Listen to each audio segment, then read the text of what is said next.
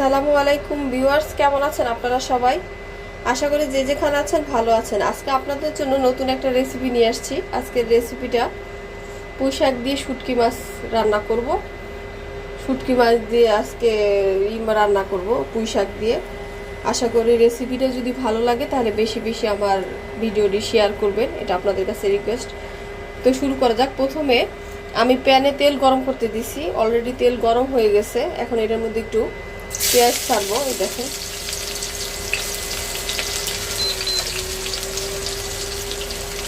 কয়েক টুকরো কাঁচামরিচ দিলাম।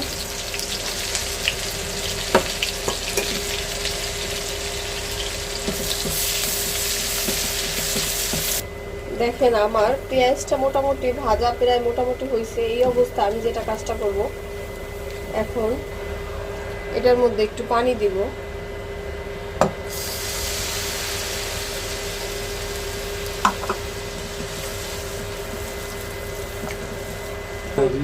এরপর এই যে মশলা দিব, আদা রসুন পেস্ট 1 টেবিল চামচ দিব, টেবিল চামচ জিরার গুঁড়া, সামান্য একটু মরিচের হাফ চামচ মরিচের গুঁড়া দিব। যেহেতু কাঁচা মরিচ দিছি তাই কম বেশি আপনারা মরিচের গুঁড়া দিবেন।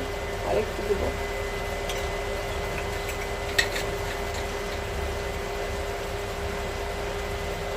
চামচের মতো হলুদ গুঁড়া। এবার পরিমাণ মতো লবণ দেব।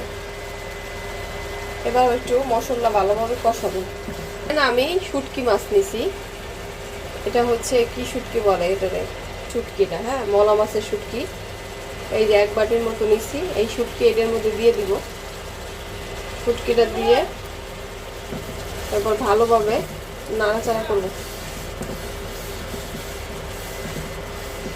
এবার একটু কষাবো, কষানো পর্যন্ত এবার অপেক্ষা করবো। আমার অলরেডি কষানো কিন্তু হয়ে গেছে। এই অবস্থায় আমি পুঁই শাক, দেখেন আমার পুঁই শাক, এই দেখেন পুঁই শাক আমি অলরেডি কেটে ধুয়ে রাখছি। আমি একটার মতো আলুও দিছি পুঁই শাকের মধ্যে। এই যে আলু, আপনারা চাইলে আলু দিতেও পারেন, নাও দিতে পারে। এরপর এই পুঁই শাকগুলো আমি এটার মধ্যে দিয়ে দিব।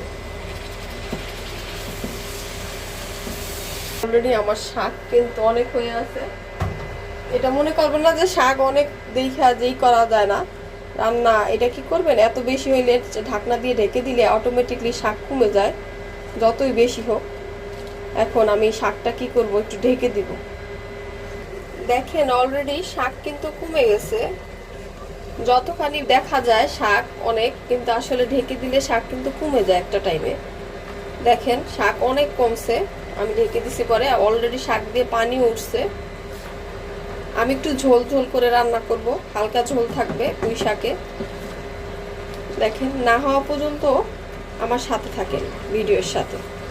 শাক অলরেডি কিন্তু হয়ে গেছে। যদি এই দেখেন হালকা আমি ঝোল রাখছি, এরকম ভাতের সাথে খেতে গরম গরম ভালোই লাগবে পরিবেশন করতে।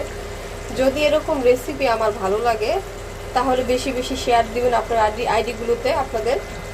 আপনাদের কাছে সবসময় রিকোয়েস্ট করি একটু শেয়ার দেন বেশি বেশি। আপনারা সুস্থ থাকবেন, ভালো থাকবেন, এই কামনা করে আজকের মতো আমার রেসিপি শেষ করছি। আসসালামু আলাইকুম।